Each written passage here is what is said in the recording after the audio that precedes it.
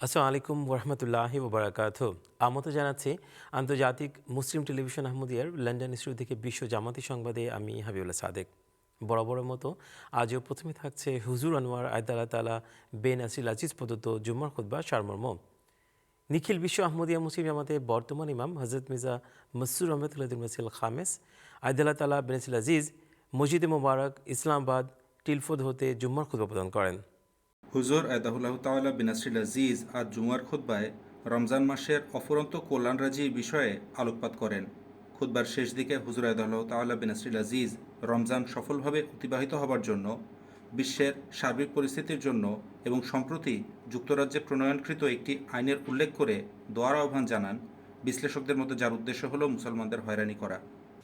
अल्लाह ताला हमें रमज़ान अल्लाह ताला की रज़ा पर चलते हुए तकवा से गुजारने की तौफीक अता फरमाए। हमें अपने तकवा के मायार ऊंचे करने की तौफीक दे। ना ही रोज़ों से बचने के बहाने हम तलाश करने वाले हों और ना बिला वजह सख्ती और अपने ऊपर वारद करने वाले हों, और हमेशा इस्लाम की खूबसूरत तालीम पर अमल करने वाले हों, और इस रमज़ान में हम अल्लाह ताला की बेशुमार बरक़ात हासिल करने वाले हों। हर दिन हमारे लिए बरकतों और रहमतों के सामान लेकर आए। रमज़ान से हम हकीकी फैज़याब होने वाले हों। ये रमज़ान हमें अल्लाह ताला के करीब तर करने वाला हो। मकबूल दुआओं की हमें तौफीक मिले। तमाम दुनिया के अहमदी जमाती तरक्यात और तमाम मुश्किलात दूर होने के लिए भी दुआ करें। मुसलमान दुनिया के लिए भी दुआ करें। अल्लाह ताला उन्हें अक्ल और समझ दे और वो आने वाले मसीह मऊद और मेहदी मऊद को मानने वाले हों। जंगों के बद असरात से बचने के लिए भी दुआ करें। मुसलमान ममालिक में इक़्तिदार की खातिर जो जंगें लड़ी जा रही हैं और इसके नतीजे में जो मासूम अवाम जुल्म की चक्की में पिस रहे हैं, अल्लाह ताला उन पर रहम करते हुए इन ज़ालिमों से निजात दे। दुनिया के उमूमी हालात के लिए भी दुआ करें। अल्लाह ताला जंग और इसके ख़तरनाक नताइज से बचाए। जंग की सूरत में ज़ाहिर है कि अहमदी भी इससे मुतासर होंगे। अल्लाह ताला उन्हें इसे महफूज रखे। इससे बचने के लिए भी हर अहमदी को अपने तकवा का मयार ऊंचा करना होगा। यही हज़रत मसीह मौऊद ने फरमाया है। अल्लाह ताला इसकी भी हर एक को तौफीक दे। यहाँ भी लगता है यूके में भी मुसलमानों के गिरद दायरा तंग करने की कोशिश की जा रही है। एक कानून शिद्दत पसंदी को ख़त्म करने के लिए लाया गया है, लेकिन अमूमी तजज़ियाकारों का ख्याल ये है कि ये मुसलमानों को टारगेट करने के लिए है। बहरहाल अल्लाह ताला बेहतर जानता है कि इसके पीछे क्या इरादे हैं इन लोगों के, लेकिन दुआ करनी चाहिए कि अल्लाह ताला हमें भी और यहाँ के बाकी मुसलमानों को भी इसके शर से महफूज रखे। সম্পূর্ণ খুতবা শোনার কোনো বিকল্প নেই, আমরা শুধু সারাংশটুকুই উপস্থাপন করি। এবারে অন্য সংবাদ, আর প্রথমে থাকছে যুক্তরাজ্য থেকে প্রাপ্ত জামাতি সংবাদ। 9 মার্চ শনিবার 2024 আহমদিয়া মুসলিম জামাত যুক্তরাজ্য ঐতিহাসিক আন্তর্জাতিক শান্তি সম্মেলনের আয়োজন করে।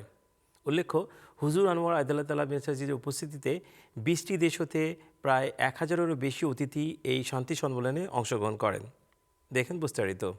গত 9 মার্চ 2024 নিখিল বিশ্ব আহমদিয়া মুসলিম জামাতের ইমাম হজরত মির্জা মসরুর আহমদ আইয়াদাহুল্লাহ তাআলা বিনাসরিল আজিজ যুক্তরাজ্য জামাতের 18তম জাতীয় শান্তি সম্মেলন অনুষ্ঠানে প্রধান বক্তা হিসেবে বক্তব্য রাখেন। এই সম্মেলনে 1000-এর বেশি মানুষ অংশগ্রহণ করেন। আগত অতিথিদের মধ্যে ছিলেন সংসদ সদস্য, মন্ত্রী, বিভিন্ন দেশের রাষ্ট্রদূত সহ অন্যান্য প্রতিনিধিবর্গ, এবং তারা 20টি দেশের প্রতিনিধিত্ব করেন। অনুষ্ঠানে হুজুর আইয়াদাহুল্লাহ তাআলা বিনাসরিল আজিজ চেরনোবিল চিলড্রেন ইন্টারন্যাশনাল নামক দাতব্য সংস্থার প্রতিষ্ঠাতা এডি রোজকে শান্তির প্রতি তার অবদানের জন্য আহমদিয়া মুসলিম শান্তি পুরস্কার 2020 প্রদান করেন। সেই সাথে আরেকটি দাতব্য প্রতিষ্ঠান স্ট্যান্ড বাই মি এর প্রতিষ্ঠাতা ডেভিড স্পারডলকে আহমদিয়া মুসলিম শান্তি পুরস্কার 2023 প্রদান করেন।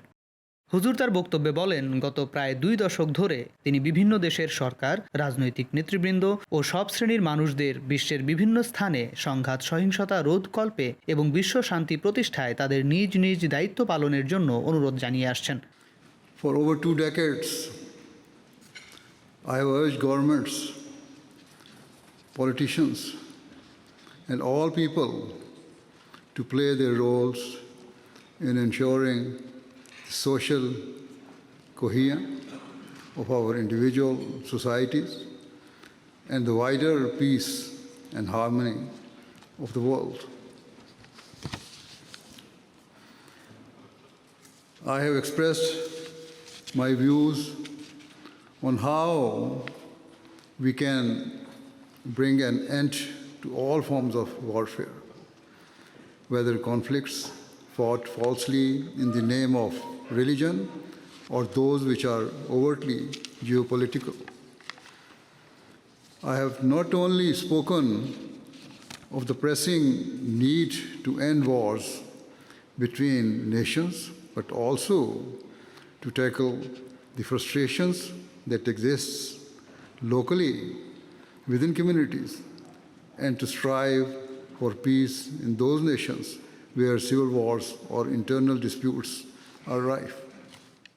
হুজুর আক্ষেপের সাথে বলেন, এরূপ সম্মেলন আয়োজনের আদৌ কোনো অর্থ আছে কিনা, কারণ যাদের হাতে ক্ষমতা রয়েছে তারা যদি নিজেদের অবস্থানে অনড় থাকে এবং শান্তি প্রতিষ্ঠায় কোনো আগ্রহ না দেখায়, তাহলে এই শান্তি সম্মেলন কী বা সুফল বয়ে আনবে?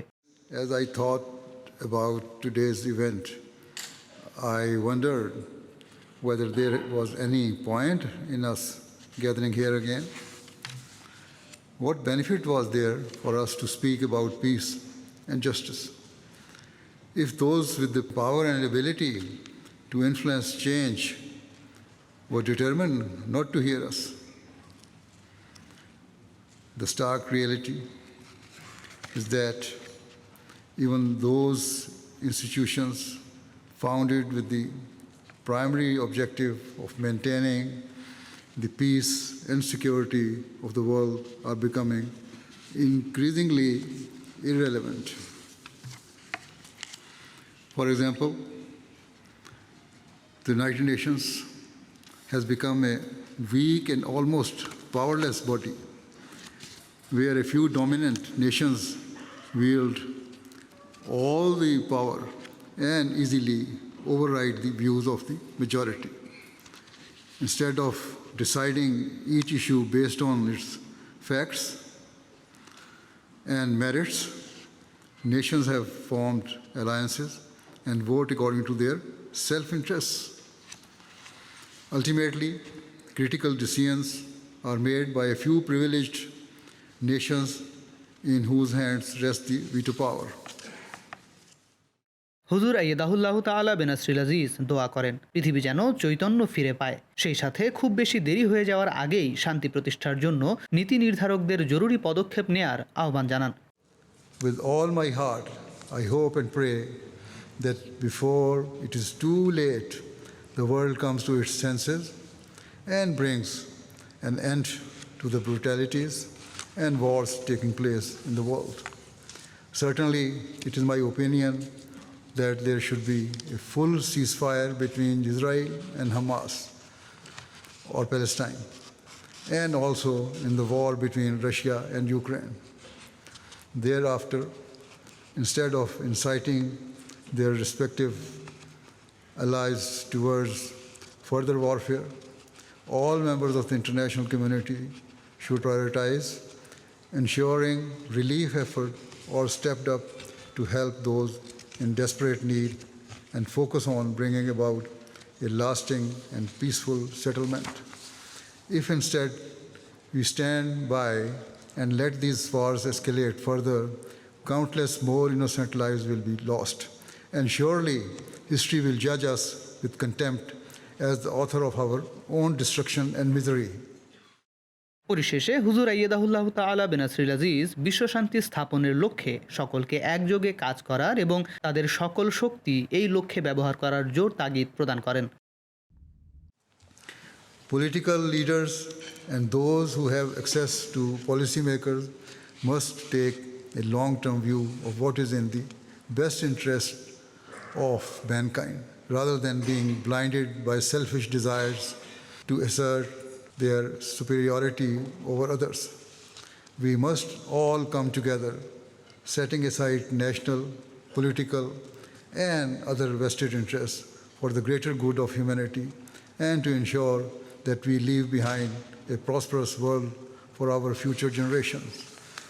It is the need of the time that we must focus all our energies and efforts on establishing true peace so that we may live in a world of hope and prosperity. এরপর হুজুর উপস্থিত সবাইকে নিয়ে দোয়া করেন। অনুষ্ঠান শেষে MTA news আগত অতিথিদের কয়েকজনের কাছে এই আয়োজন সম্পর্কে তাদের অভিব্যক্তি জানতে চায়।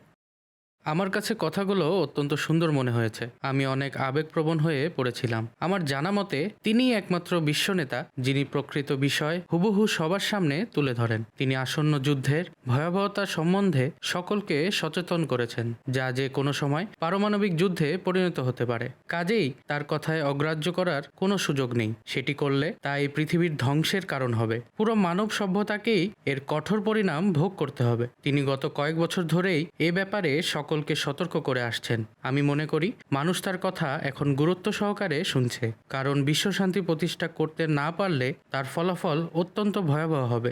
একটি ধর্মীয় সম্প্রদায় সম্পূর্ণ সংঘবদ্ধ ও সুগঠিত হয়ে এক অভিন্ন লক্ষ্যে অর্থাৎ বিশ্বশান্তি প্রতিষ্ঠায় কাজ করছে। এটি আমাকে অত্যন্ত চমৎকৃত করেছে। আমার মতে তিনি অত্যন্ত জ্বালাময়ী বক্তব্য রেখেছেন। তিনি অত্যন্ত সাহসী ব্যক্তি, কারণ তিনি অকপটে আমেরিকা ও ইসরায়েলের মতো দেশেরও সমালোচনা করেছেন।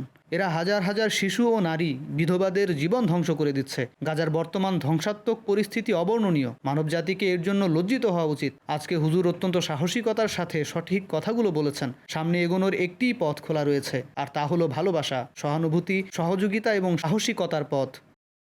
হুজুর সবসময় অনুপ্রেরণাদায়ক বক্তব্য প্রদান করেন।